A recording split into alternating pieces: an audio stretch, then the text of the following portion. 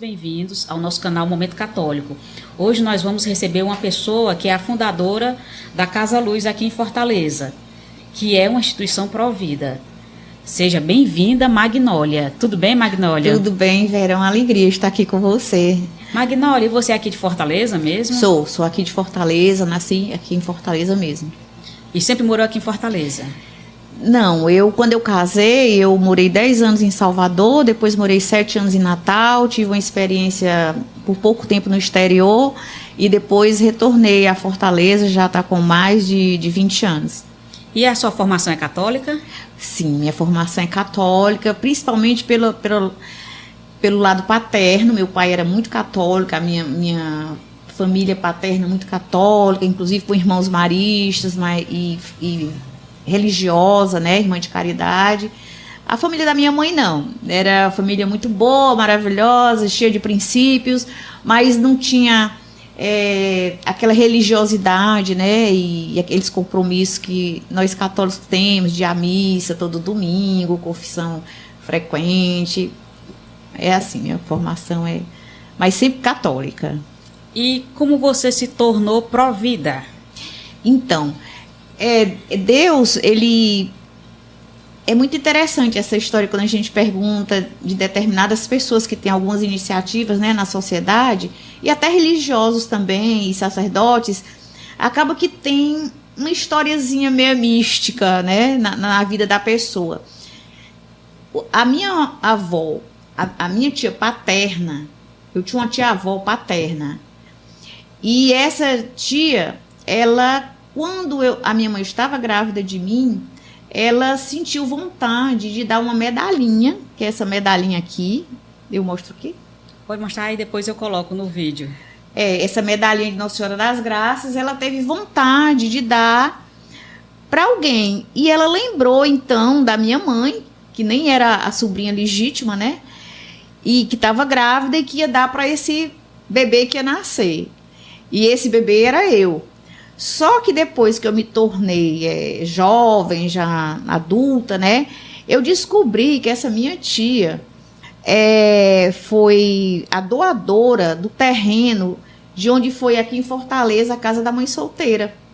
Eu só vim saber isso já depois de adulta. Então, a gente começa a ver assim, que parece sinais, né? Porque Deus vai dando sinais ou algumas experiências assim interessantes e você vai sem saber que você está sendo capacitada, né, para alguma coisa. Fui fazer uma faculdade que a gente estudava muito o desenvolvimento da criança, né? Isso aí tudo já era da minha formação. Quando eu fui casar, já teve uma outra coisa interessante, que eu tinha displasia mamária e não poderia usar jamais a pílula anticoncepcional, então já era ali o Senhor me dando uma proteção, né? E aí eu tive que procurar métodos naturais e descobri naquela época um método recentíssimo, que era o método Billis, mas naquela época já tinha publicações nas Paulinas e foi esse método que eu adotei, né, na minha vida reprodutiva. Então, sempre pró-vida. E aí, mas qual foi aquela hora que você se tornou pró-vida? Ah, sim, que eu me tornei, digamos assim, ativista dentro do movimento pró-vida, né? Então, isso aí demorou um pouquinho, né? Porque quando eu casei, apesar de eu ter toda, assim, uma formação acadêmica e era professora da universidade, mas eu tinha certeza que com o matrimônio, eu ia atender aquele chamado de Deus para ser mãe mesmo, né? E graças a Deus, meu marido tinha condições de dar sustentação da família, e eu realmente fui quem criei meus filhos, né? Nunca tive babá nem nada, foram 4 filhos, um atrás do outro. Pra você ter ideia, quando a mais velha ia fazer 4 anos, eu já estava com o terceiro nos braços, né? E aí... mas assim, sempre ajudei na igreja de alguma forma, como ministro da Eucaristia, fui participar da renovação carismática, então nunca fiquei assim totalmente só sendo uma dona de casa e vivendo a minha maternidade, não, sempre eu tive algumas outras atividades. Como eu gostava também muito de literatura infantil e os filhos estavam crescendo, eu também ajudava algumas amigas nessa área também de ter uma livraria infantil, isso em Salvador. Muito bem. Aí eu comecei a participar, meus filhos começaram já na adolescência a participar da obra Lumen, de evangelização, né, que hoje trabalha com irmãozinhos de rua. E quando meu filho fez o Crisma, ele se engajou na obra Lumen e eles me convidaram para fazer o retiro deles. E eu fui participar desse retiro e lá eu tive a oportunidade de conhecer a irmã Leônia, que até hoje é responsável pela Associação Pequeno Mundo. Então eu comecei a trabalhar como voluntária no Pequeno Mundo com crianças e, paralelamente, eu tinha um trabalho. Quando meus filhos cresceram, quando a mais nova estava fazendo o primeiro ano, né, do ensino fundamental, eu digo, não, agora eu vou voltar ao mercado de trabalho. Voltei, ganhava bastante dinheiro, estava satisfeita, né, monetariamente, mas alguma coisa me incomodava lá dentro, né? Então eu sentia muito chamado para trabalhar de uma forma gratuita para Deus, né? E nisso eu trabalhava na Associação Pequeno Mundo, também já era uma capacitação de como você trabalhar com criança. Na época eu desenvolvi vários cursos para trabalhar com as crianças lá no Pequeno Mundo, com a grande amiga Maria Lívia, que hoje mora em Vitória. E aquela inquietação, você tem que parar de trabalhar, você tem que parar de trabalhar. Até que um dia eu disse, não, chegou a hora, vou parar de trabalhar. Eu não sabia em que era, eu sabia que era com criança, mas onde, como, eu não sabia. Até que um dia, eu assistindo televisão na casa, comecei a passar os canais e vi uma reportagem na Canção Nova sobre uma casa que acolhia e abrigava gestantes que tinham pensado em interromper a gravidez. Quando eu ouvi aquela reportagem, meu coração disparou, assim, um ataque cardíaco e aquela quentura. Eu digo, gente, é isso que eu quero. Só que é isso que eu quero, mas e aí, né? E então eu me lembrei que havia ficado na minha casa hospedada para um curso sobre o método Billings dado pela comunidade Shalom, duas jovens, uma era de Teresina, e eu, na mesma noite lá, eu liguei para ela para saber o que era esse Provida, como era esse movimento Provida. Aí ela disse, tia, eu conheço 2 instituições, vou te mandar o e-mail. Eu disse, pois mande. Então, naquela mesma noite, eu passei o e-mail para essas... Aliás, eu passei para essas 2 instituições e a instituição que tinha aparecido na televisão. Eu digo, bom, aqui primeiro me responder, eu vou conhecer. E aí foi assim, no outro dia já uma delas me respondeu, né, que é a Doris Hipólito, lá do Rio de Janeiro, que tem um trabalho maravilhoso. Então eu conheci a Doris assim, descendo no aeroporto, eu dizendo qual era a roupa que eu estava, ela dizendo a roupa que ela estava. Mergulhei uma semana dentro ali do trabalho dela, fiquei dormindo na casa mesmo onde ela acolhia as mãezinhas. E aí eu queria saber o que era isso. Então era uma sede assim enorme, né? Perguntei para ela o que é que havia de literatura sobre o assunto. Ela disse, Magna, olha, não tem nada. Eu tenho uns CDzinhos, tem algumas coisas gravadas, e eu vou te dar o que eu tiver aqui. E aí me deu. E aí eu mergulhei mesmo, né, naquele pequeno mundo ainda, mas era uma coisa assim maravilhosa, e eu sentia que era aquilo. Foi empatia lá naquela reportagem e pronto. E às vezes eu estava no Rio de Janeiro, né, nas periferias, 1h da manhã, a gente lá na laje do Rio de Janeiro, a gente conversando sobre essa coisa do movimento Provida, porque a sede era muito grande de ter conhecimento disso. E aí eu fui, né, lendo aqui, lendo acolá, e fui conhecendo mais pessoas, até que um dia eu soube da Marcha pela Vida lá em Brasília, no mês de junho, e fui, né, para essa marcha. E foi muito engraçado como eu fui para essa marcha, porque eu conhecia muita gente em Brasília, mas eu não queria ir para casa dos meus amigos, nem nada, porque ninguém nem sabia o que era essa coisa de Provida. Eu digo, eu quero ir para gente que trabalhe nisso. Era a sede de conhecimento, né? E aí eu soube de um padre polonês, né, Padre Pedro, que morava lá em Brasília. Liguei para ele e a secretária disse, Aí liga hoje à noite para você. Ele me ligou, disse, minha filha, pode vir, você é provida, vem, você vai ficar na casa paroquial. E eu fui, né? Assim, cheguei também sem nenhum conhecimento. E ali foi muito interessante, porque para a marcha pela vida daquele ano lá, na casa do padre, na casa paroquial, tinham vários providas, que hoje são pessoas bem proeminentes no Brasil. Por exemplo, o professor Felipe Neri, que é o esposo da Renata Gusson, estava lá. Aí conheci outras pessoas bem ativas no movimento Provida. E ali, para mim, eu estava satisfazendo aquela minha sede de conhecimento e, ao mesmo tempo, já conhecendo pessoas do movimento, né?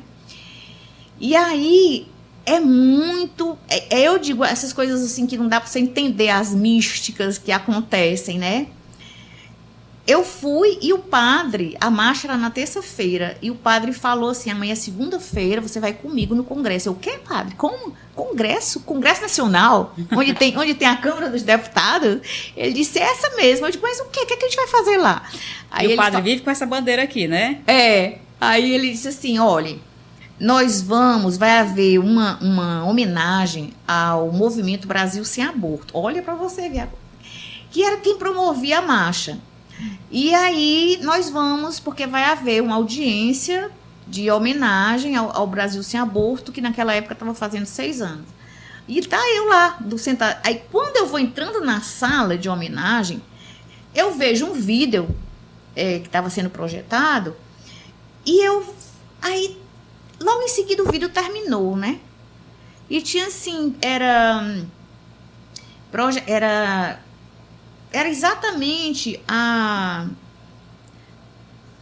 empresa do hoje senador Luiz Eduardo, Estação da Luz, que tinha feito aquele vídeo.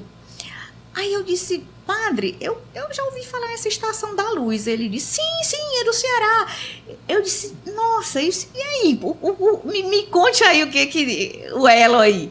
Aí ele disse, não, quando terminar eu vou lhe apresentar as pessoas lá do Ceará que fizeram isso aí, né? Então, na época, era justamente o Fernando Lobo e o hoje senador Eduardo Girão, né? E aí eu fui apresentada a ele, você vê, eu saio do Ceará para ir conhecer 2 cearenses lá em Brasília, numa reunião que eu nem sabia que ia acontecer. Então, é isso que eu digo, tem horas que, quando Deus quer, ele vai capacitando assim, de formas assim extraordinárias, né?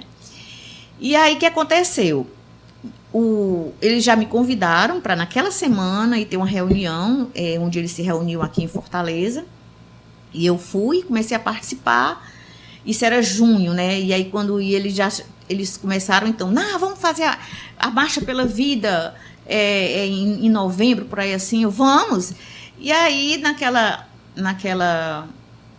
naquele ano lá, ele marcou uma reunião, foi muito marcante essa reunião pelo seguinte, porque ele marcou essa reunião num sábado pela manhã. E eu cheguei lá na reunião, e naquela época tinha muitos jovens que participavam do movimento. E cadê os jovens? Os jovens não apareceram, e aí, bom, então vamos para casa. Quando ele foi fechando a porta do escritório, ele olhou para mim e disse assim, tia Magui, vamos fazer a marcha? Eu digo, tu topas? Ele disse, topa, então vamos.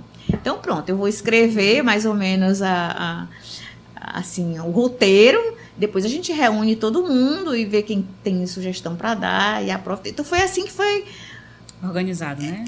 Porque assim, antes das marchas, com esse nome, Marcha pela Vida, aconteciam umas caminhadas pela vida aqui em Fortaleza, até que participavam de uma forma muito ativa os Jovens pela Vida da comunidade Shalom, certo? Mas não tinha esse nome Marcha pela Vida. A partir daquele ano lá, foi que aí sim, foi Marcha pela Vida.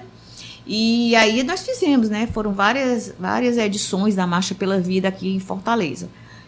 Eu participei de uma formativa até Deus me chamar para a questão de fundar realmente a Associação Casa Luz. Então, quer dizer, eu estava sendo capacitada ali, né? E foi assim, devagarinho, até que o dia decisivo, né? Assim, decisivo mesmo, foi eu assistindo ali em janeiro de 2011, havia sido publicado o Plano Nacional de Direitos Humanos 3, ali no apagar das luzes de 2010. Mais uma vez eu estou assistindo a Canção Nova, aí eu vejo um padre, né, pedindo licença, que ele não ia falar sobre a homilia, porque havia urgência de um assunto muito importante para ele falar, né?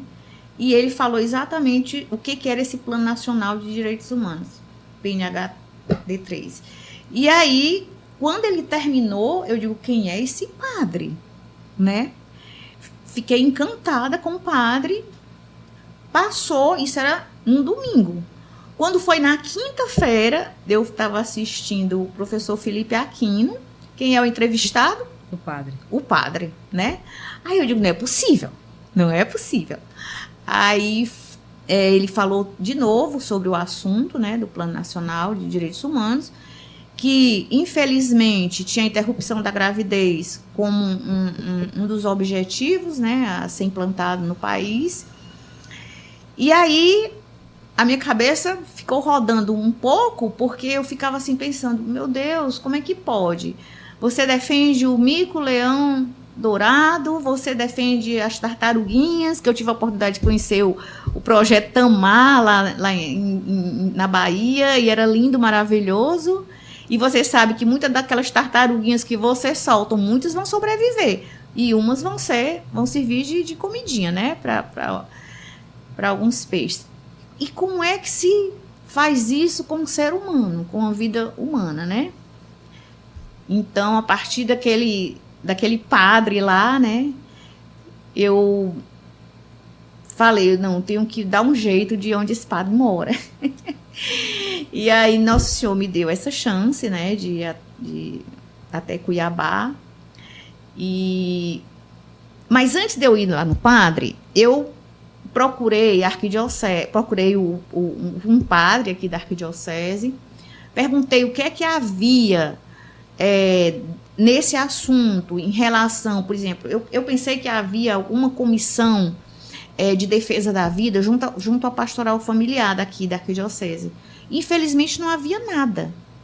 Aí porque eu queria ser voluntária, né? De uma pastoral que já existisse aqui. A minha pretensão era só somar com alguém que já tivesse um trabalho, né? Em defesa da vida.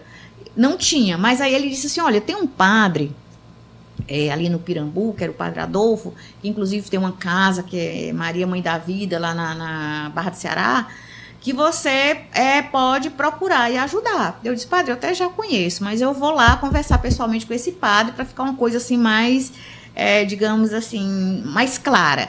E foi muito engraçado, porque para você subir lá no morro, o padre desceu, né, para eu subir com ele, porque a zona ali é toda dominada. Né? Muita restrição para quem sobe ali, conhece a casa e tudo. Então, mas aí ele me levou, conheci o projeto dele, e a partir dali eu comecei a ser voluntária lá na casa, Mãe da Vida, e justamente com os cursos que eu tinha desenvolvido, curso para gestante, curso de puericultura, que tudo isso vinha lá da minha época ainda de juventude, né? Bom, aí quando eu vi que aqui estava assim, nessa situação, fiquei quieta, mas aí esse padre me instigou, né, desse programa que eu assisti, dei um jeito de ir até lá, e ele falou isso assim, vai em frente, minha filha. Eu digo, pronto, aí tô abençoada, vamos lá. E eu cheguei aqui, eles, não, vai em frente, mas eu ainda não tinha a teoria, não tinha conhecimento. Então, eu procurei visitar mais casas no Brasil, em defesa da vida, fui em Jacareí, na Associação do Senhor Jesus, fui conhecendo outras casas, fui na Maria Ângela, que é lá em São José dos Campos, fui conhecendo outras casas. E nessa coisa de conhecendo as casas, não tinha intenção nenhuma de criar nada. O meu negócio era ter conhecimento. Até que esse de Jacareí que eu fui, foi muito engraçado, porque eu fiquei hospedada na comunidade e a Naizinha, que é uma querida até hoje, ela dizia, sente aqui do meu lado. Aí ela ia mostrando tudo que ela tinha de defesa da vida e ela dizia assim, olhe, eu vou lhe dar, tá vendo aqui o estatuto? Eu vou lhe dar um exemplar do estatuto, vou lhe dar um exemplar do regimento. E eu aceitava tudo aquilo ali, mas eu aceitava por educação, não que eu tivesse alguma coisa em mente de criar, fundar alguma coisa, né? E aí, essa Naí, houve um encontro do CAN. O CAN é Centro de Ajuda à Mulher.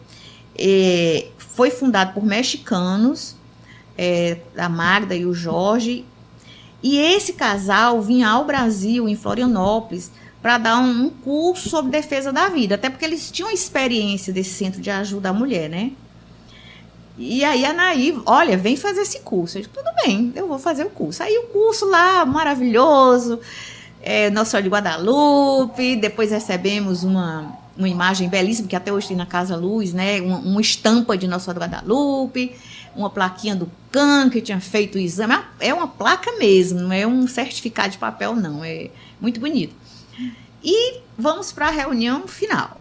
Vamos para encerrar. Aí, um padre que estava dirigindo todo aquele encontro, ele disse assim, ele ia olhando para as pessoas que iam fazendo curso, eram pessoas de várias partes do Brasil. Então, tinha São Paulo, tinha lá Santa Catarina, tinha Pernambuco. Aí ele dizia assim, quando é que você pretende abrir a sua casa? Meu Deus do céu, vai chegar a minha vez, ainda bem que eu era uma das últimas. E eu, gente, o que é que eu vou dizer para esse padre? Aí, quando chegou a minha vez, ele, e você, Magnólia, vai abrir a sua casa? Eu disse, padre, como?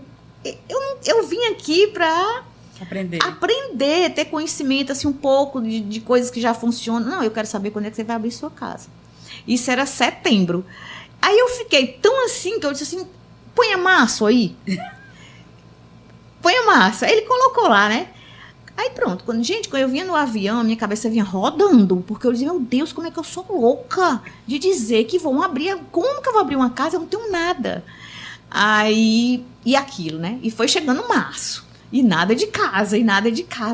Meu Deus, o que é isso? Bom, aí como o Nosso Senhor me viu muito aflita, ele me deu uma inspiração. Ele disse, olha, mocinha, é o seguinte, eu não te dei irmãs nessa vida, eu tenho 2 irmãos, um já no céu e um outro irmão muito amado, querido ainda aqui na terra, mas eu fui filha única de mulher e a mais velha. Ele disse, eu te dei muitas amigas desde que você é criança. E eu fui ver realmente, e por onde, assim, esses lugares que eu morei, inclusive tenho compadres, padrinhos dos meus filhos, desses lugares que eu andei, viajei e morei, né? Pessoas muito amadas, muito queridas, amigas de adolescência, de colégio. Não, eu digo, gente, aí Nosso Senhor disse, pois tá vendo essas pessoinhas que eu te dei na vida? Agora é a hora de você mostrar o seu projeto e convidar. E aí, Nosso Senhor me deu uma listinha de 20 nomes.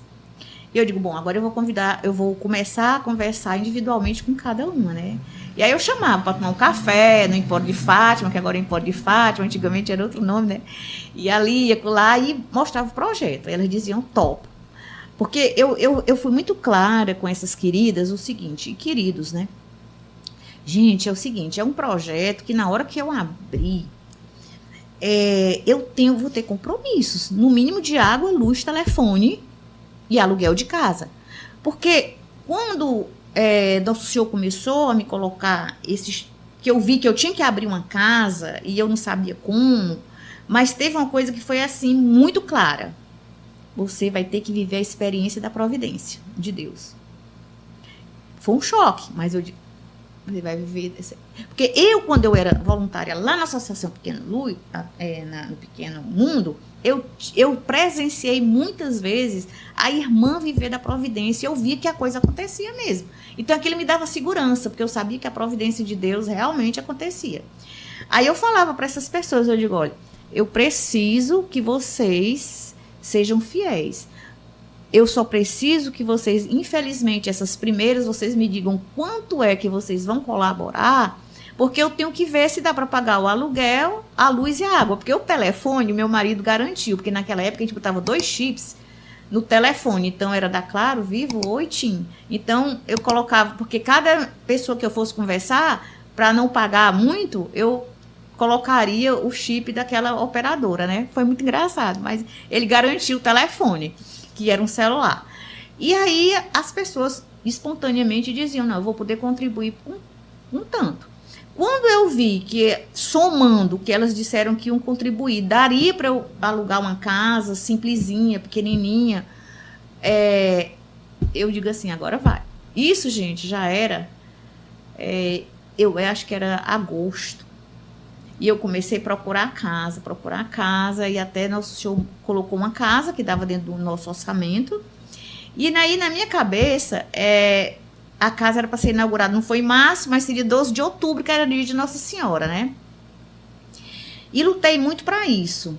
Só que Nossa Senhora não queria 12 de outubro. E eu, com a minha cabeça parca, aqui, não tinha entendido ainda o que era que ela queria. Eu comecei a pintar a casa e pedir doações, né? Porque a casa ia precisar de um sofazinho, enfim, um imobiliáriozinho ali básico, né? A gente precisava disso na casa. E tudo foi doado. Até hoje, praticamente tudo que você vê na Casa Luz é doado. Pouquíssimas coisas ali foram compradas. Extintor de incêndio, né? A gente teve que comprar e tudo bem. Um ventiladorzinho de teto, mas o resto tudo é doado. E aí foi muito interessante, porque quando a gente começou, essa ideia de começar a casa no dia 12 de outubro, dava tudo errado. Passei no dia 12 de outubro. O pintor não conseguiu terminar, a gente não conseguia nada de um móvel, uma coisa e tal. Aí, quando chegou final de outubro, início de novembro, tinha terminado tudo, mas 12 de outubro já tinha passado. Aí eu falei assim, gente, e agora? Eu pensei, qual é uma data mariana depois de 12 de outubro? Aí veio. Criatura de Deus, eu te dei tudo. E tu não enxerga, te mostrei na tua frente. O curso que você foi fazer lá em Florianópolis, que o padre lhe instigou a fundar alguma coisa. Quem era a patrona? Nossa Senhora de Guadalupe. E Nossa Senhora de Guadalupe, 12 de dezembro. Então já estava tudo pronto para 12 de dezembro. Né? Então 12 de dezembro foi tranquilo. Né? Então nós inauguramos no dia 12 de dezembro. Desde aquele dia a gente começou a rezar o texto do Nascituro. E nós vamos fazer 10 anos esse ano, no dia 12 de dezembro. E nunca paramos de todo segundo sábado de cada mês a gente rezar o texto do Nascituro. Então foi assim que surgiu a casa, com essas 20 pessoas, muito... que até hoje são fiéis, inclusive 2 já morreram, mas foi muito engraçado, os filhos continuaram a fazer a doação, né? Porque viram que era um projeto, né, das pessoas que compreendem o valor da vida humana, né? E para compreender o valor da vida humana, você não precisa ter nenhuma religião. Ateu também pode, é uma coisa que é da natureza, você reconhecer o valor da vida humana, basta olhar para a natureza, né? Não precisa ter religião A ou B ou C, mas compreender o valor da vida humana, que dentro do planeta Terra tem um diferencial, né? E naquela época, quando você inaugurou, quantas pessoas ajudavam você? Eu e eu. Era só eu mesmo. Eu aguava o jardim, eu varria a casa, fazia tudo da casa, ficava lá de plantão na casa. Demorou um pouquinho até as coisas irem se estruturando, era somente eu. E o atendimento às gestantes? Então, era através do telefone, né? Então, os contatos eram através do telefone. Se o caso exigisse um encontro presencial, aí elas iam lá na casa. Por isso que eu digo que a sede ter um local físico, né, onde você se direcionar, era importante, né? E aí é uma coisa interessante dessa história da gente confiar nas mãos de Deus. Talvez pitoresco eu falar uma coisinha que é o seguinte: quando essas 20 pessoas começaram a contribuir com a Casa Luz, você vê a confiança que elas tinham, né, no projeto, que elas depositavam na minha conta particular, minha e do meu esposo, que é conjunto. Por quê?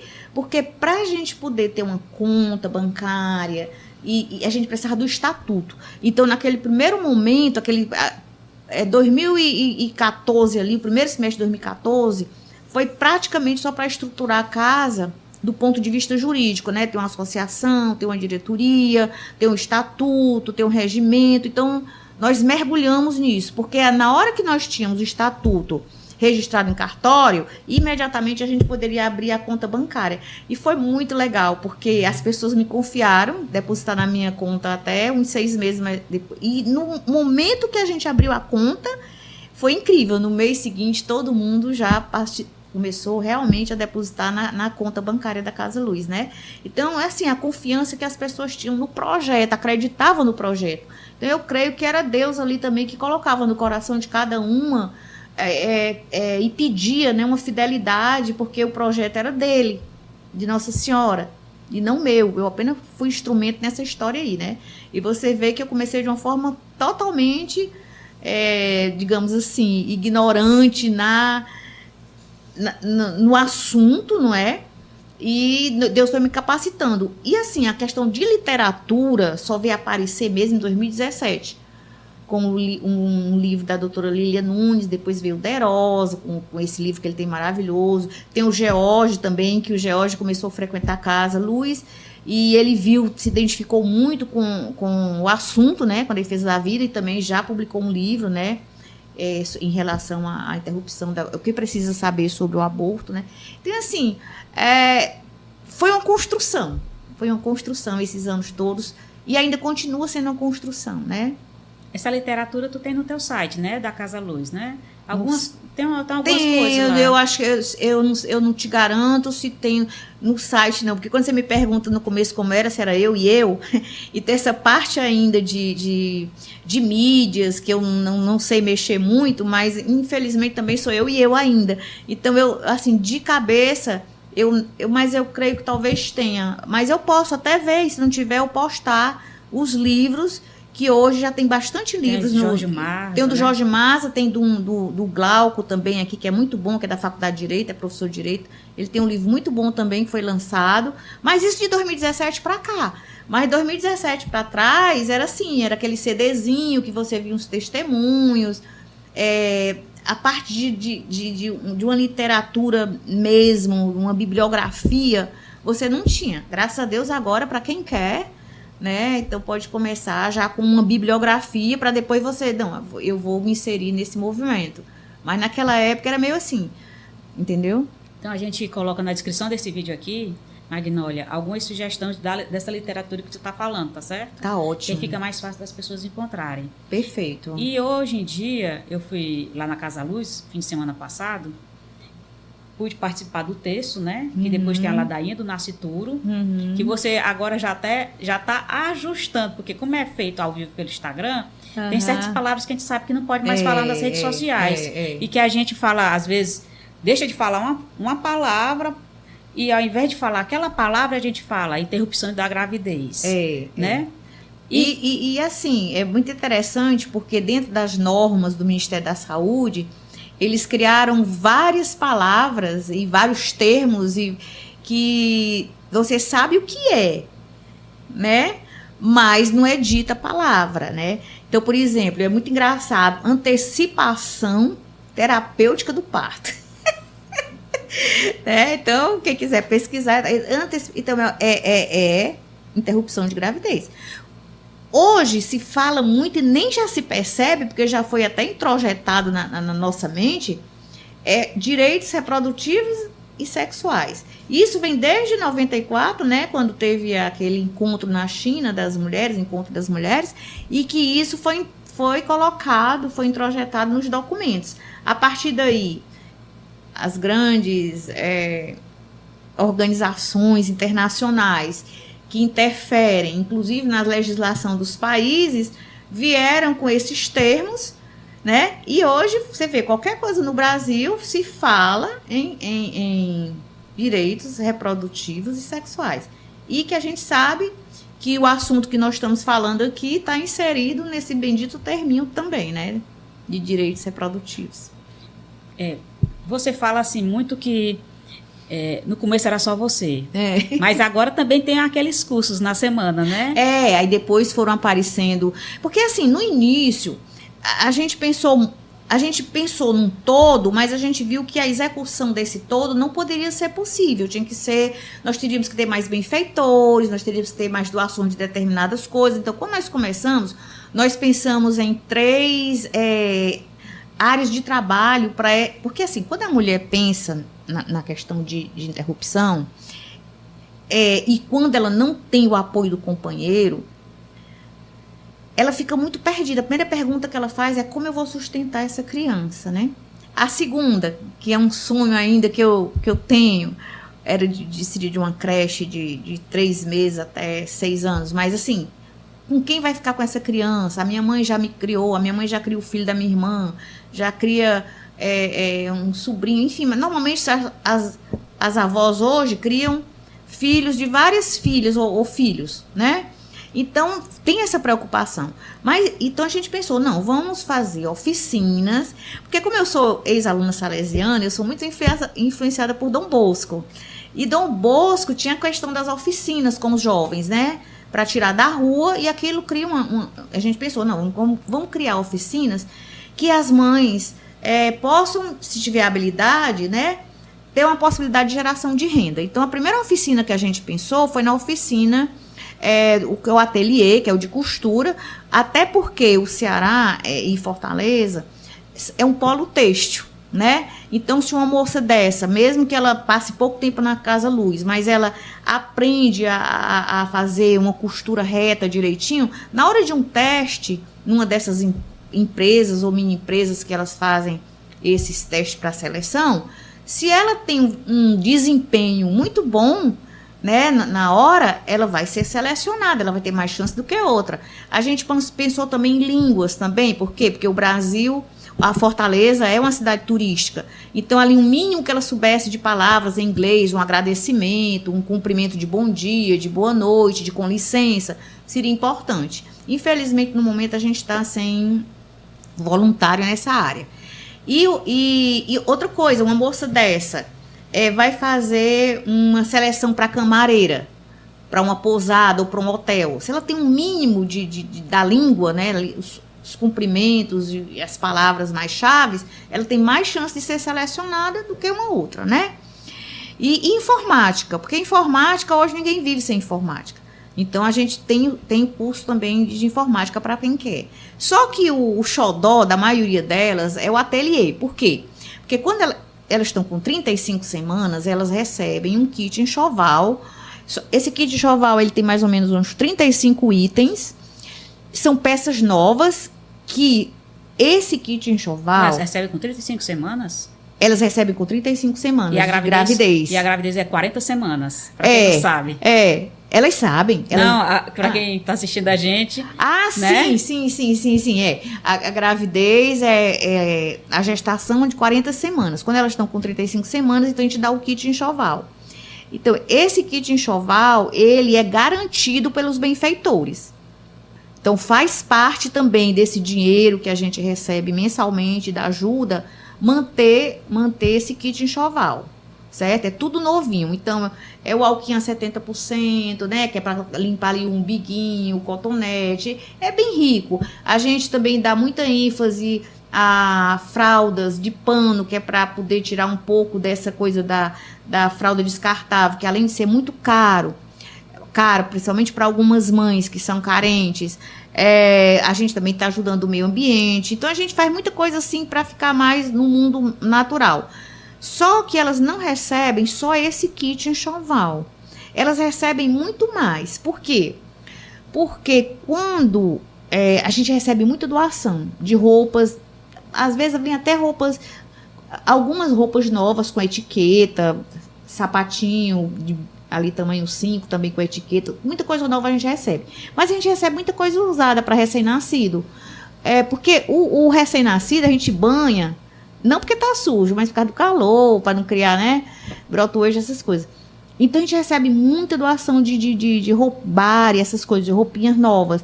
Então, a gente incorpora esse kit, que é tudo novinho, que são mais ou menos 35 itens, inclusive a capa de amamentação, que eu acho chique.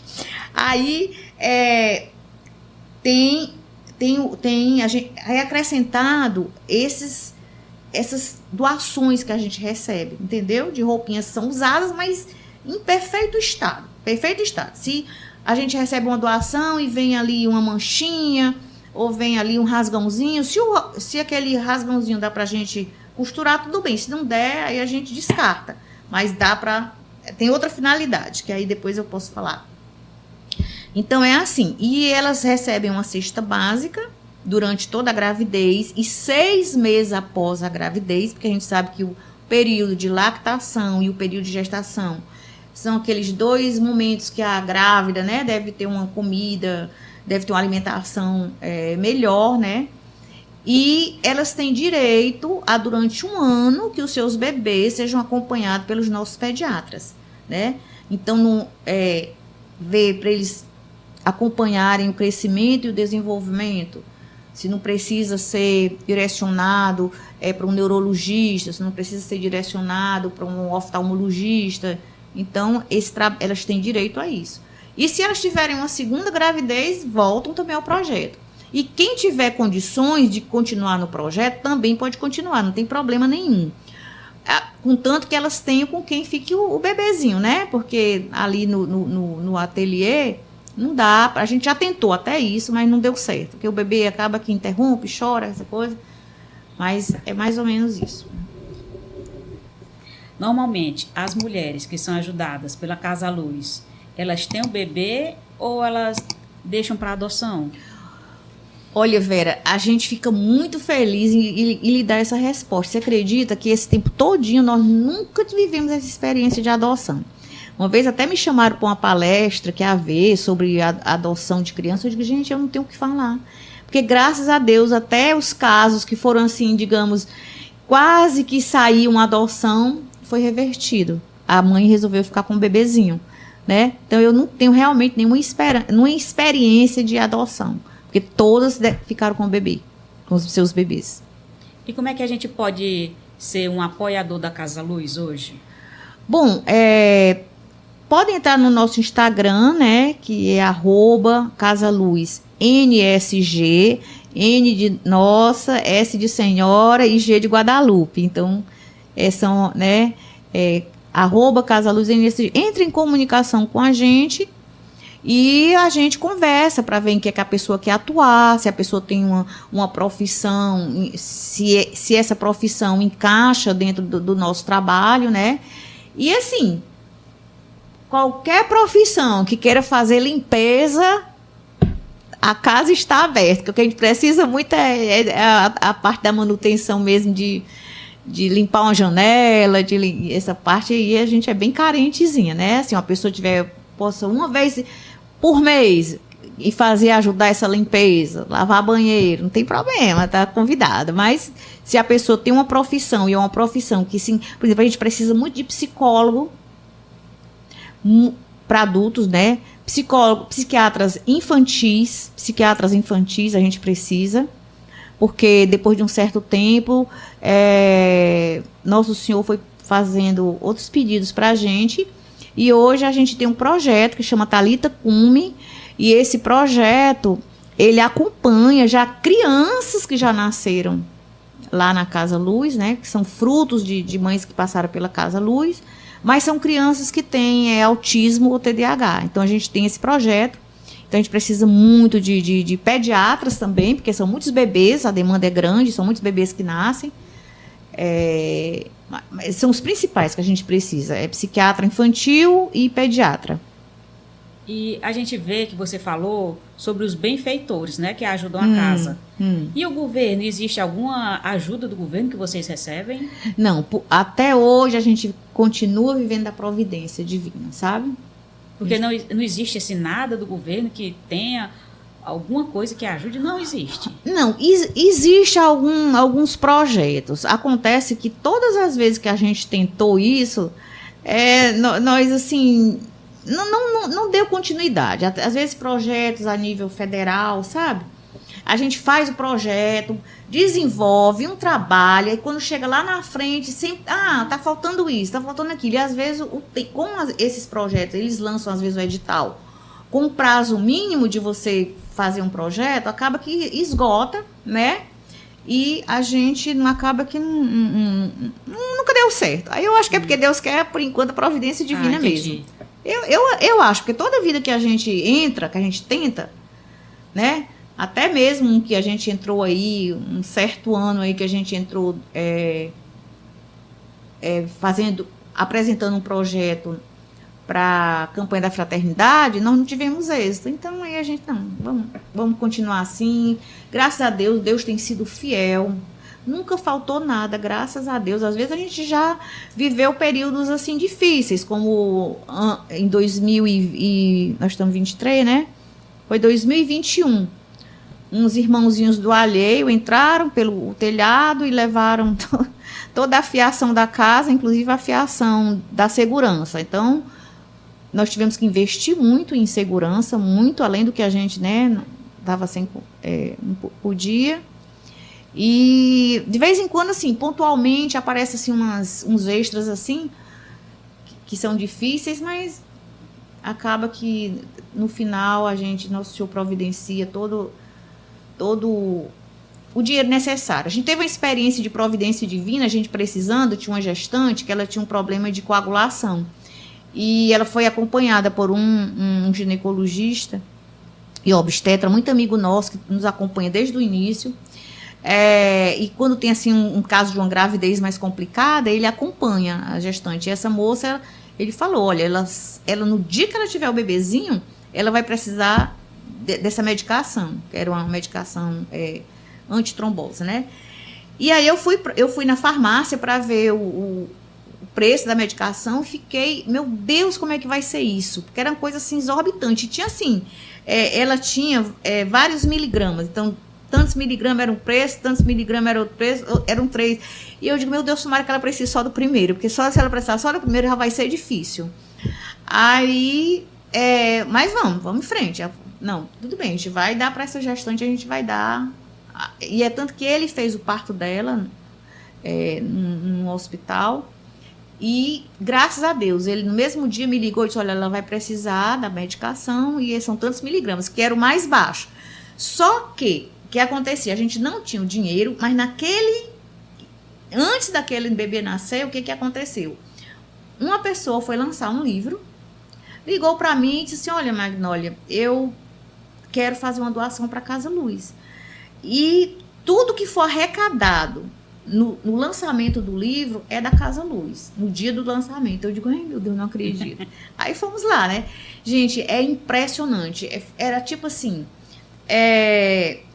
o total da medicação, que eram 40 caixas, eram não sei quantas caixas, que era uma injeçãozinha que ela ia ter que tomar todo dia, se eu não me engano eram 40.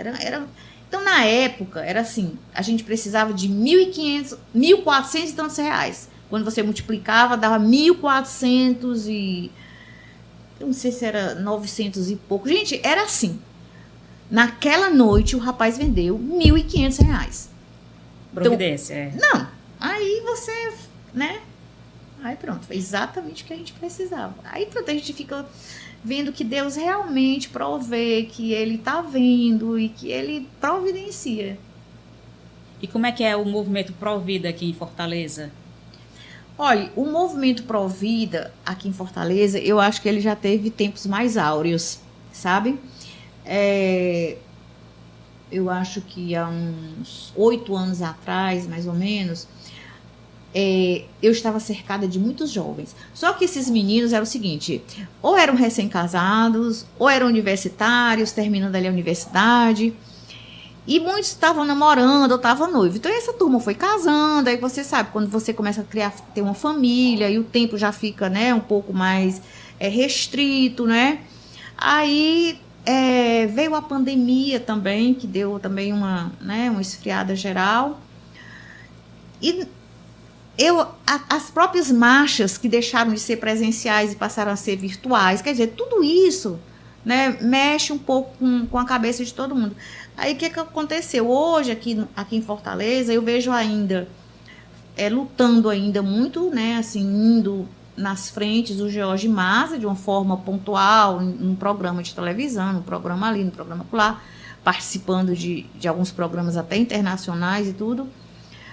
E eu vejo assim, nós temos 2 vereadores que esses realmente são que eu vejo mais assim, acompanhando mais de perto tudo que está acontecendo de ameaça à vida humana ainda no ventre materno, sabe?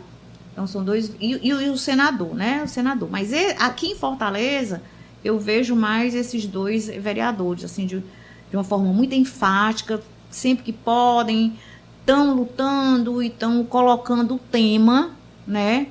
O tema mesmo, assim, para ser discutido, né? A Casa Luz, inclusive, há pouco tempo recebeu uma homenagem desse vereador, né? Jorge Pinheiro, por conta do nosso trabalho. Então, é uma pessoa que... Shalom ele, né? É uma pessoa que dá um pouco de visibilidade à questão Provida hoje. É quem eu vejo assim. E é como eu te digo, existe alguns grupos e pessoas que fazem esse trabalho, porém, assim, é meio, digamos, particular. Não tem, assim, como a gente falou no começo, né? Não tem uma sede, não tem uma estrutura jurídica, né? Mas existem iniciativas esporádicas, assim, em defesa da vida. Magnólia, o que dizer para aquela mãe que está com dificuldade em prosseguir a gravidez? Procurar apoio. Procurar apoio, porque nada melhor do que um dia depois do outro, né? Às vezes você está na noite desesperada, não dorme com aquela preocupação daquela gravidez inesperada, conversa com alguém e você começa a ver aquela gravidez de uma forma diferente, porque é muito difícil para a mulher, Vera, você imagina, uma pessoa se vê diante de uma gravidez, o companheiro, a primeira coisa que diz é que não é dele, quando ela vai comunicar. Aí vem o medo de comunicar a família, porque a família às vezes já tem uma série já de problemas e preocupações. Às vezes ela mesma já tem vários filhos. Então, se essa pessoa não tem um apoio, ela não se sente amada e sim julgada, aí pronto. Que é o que a gente tem muito cuidado na Casa Luz. Eu creio que as mãezinhas da Casa Luz, se você tiver essa oportunidade de conversar, elas são muito apaixonadas pelo projeto. É tanto que elas indicam, a gente trabalha mais com boca a boca, elas mesmas indicando, né, umas para as outras, e como elas retornam. Nós já acompanhamos umas 3 gravidezes, porque a primeira, a gente tem uma moça que é muito interessante a história dela. Ela nos encontrou diante de uma gravidez inesperada, mas não deu sim à vida, né? E aí, sai do radar, some. Quando ela engravidou novamente, ela nos procurou. E depois disso, ela já teve uma outra gravidez, já nos procurou. Então, a gente acompanha também, entendeu? Então, se não fosse assim, elas não se sentissem acolhidas, cuidadas, elas não voltariam, elas não retornariam e nem indicavam para outra pessoa, né? Mas elas se sentem muito acolhidas lá na casa. Magnólia, você gostaria de falar mais alguma coisa? Eu acho que esse final que a gente disse agora, essa pergunta que você fez, né, é o que eu gostaria de dizer, que qualquer mulher diante de uma gravidez inesperada, nos procure, converse com alguém, né? Se você tem condições, procure uma psicóloga, procure um sacerdote, né? Para conversar, porque às vezes você tá tão traumatizada, você tá tão chocada com a situação, que você não vê outra saída, a não ser interromper aquela gravidez, né? Mas na hora que você se sente apoiada, ajudada, acolhida, você muda completamente. E outra coisa, uma coisa que... pronto, eu quero dizer. Agora me lembrei. Deus, ele nos deu uma coisa chamada livre-arbítrio. Certo? Que é uma coisa que os pró-escolha batem muito em quem é pró-vida. Então, Deus nos deu livre-arbítrio. E, pelo menos, a Casa Luz trabalha nessa vertente. A mulher chega, nós damos o apoio, mas ela é livre. Ela é livre. O sim ou não é ela quem resolve. É tanto que esse exemplo que eu acabei de dar agora, que eu me lembrei, né? Foi exatamente isso. Na primeira gravidez ela deu não. Mas por que na outra ela deu sim? Né?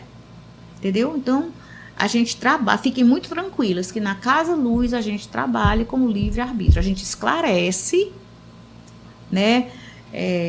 Mostra ali o valor da vida humana depois de um certo tempo, depois que a gente tem um diálogo, né?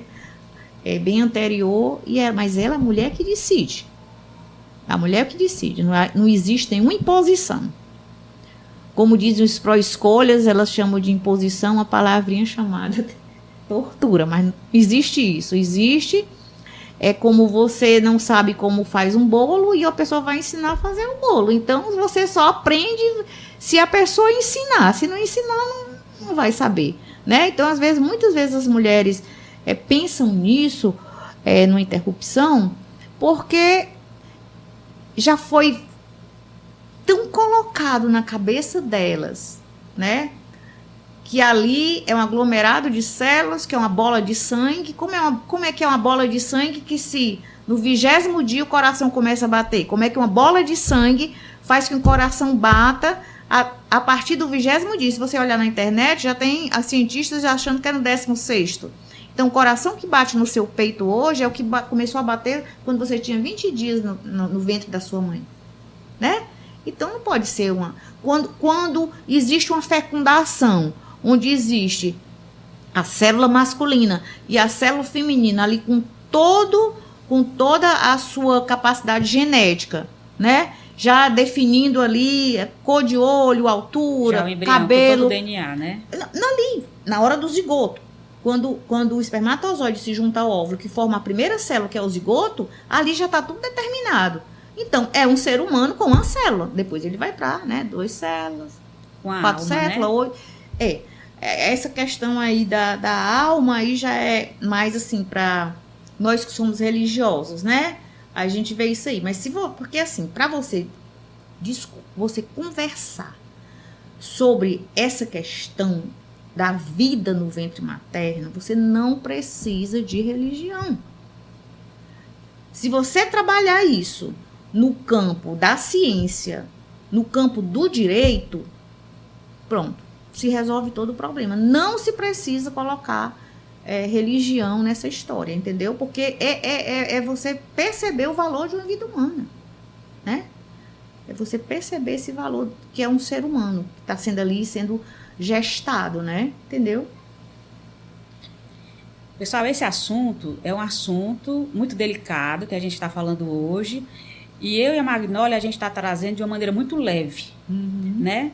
E eu gostaria também que a Magnólia pudesse fazer a oração do nascituro, né? Que a CNBB pediu para que fosse feita essa oração do nascituro. Ótimo. Posso começar? Pode começar. Oração do nascituro. Nós vos louvamos, Senhor Deus da vida. Bendito sejais, porque nos criaste por amor. Vossas mãos nos moldaram desde o ventre materno.